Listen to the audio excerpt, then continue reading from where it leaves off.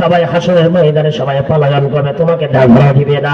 ওরে মুসলমান ইমানদার আল্লাহর গোলাম, হাসরের ময়দানে কেউ কারোর আপন থাকবে না। হাসরের ময়দানে ইব্রাহিম নবী বলবে আল্লাহ তুমি আমাকে বাঁচাও, নূহ নবী বলবে আল্লাহ তুমি আমাকে বাঁচাও, ঈসা নবী বলবে আল্লাহ তুমি আমাকে বাঁচাও।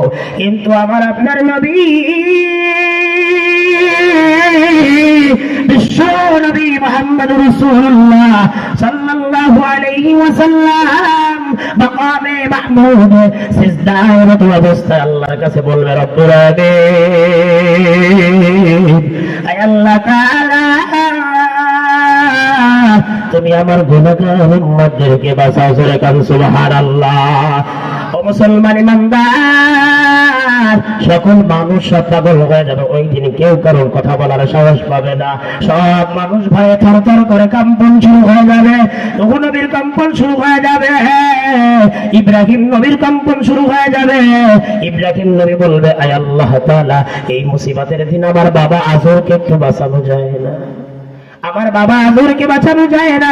আল্লাহ তাআলা ডাক দিয়ে বলবে খলিল, না না না না, আজরকে বাঁচানো যাবে না। আমার খলিল ইব্রাহিমকে তার নমরুদের সাথে সহযোগিতা করেছে, সহযোগিতা করে আমার ইব্রাহিমকে আগুনে পোড়ানোর ব্যবস্থা করেছে আজর।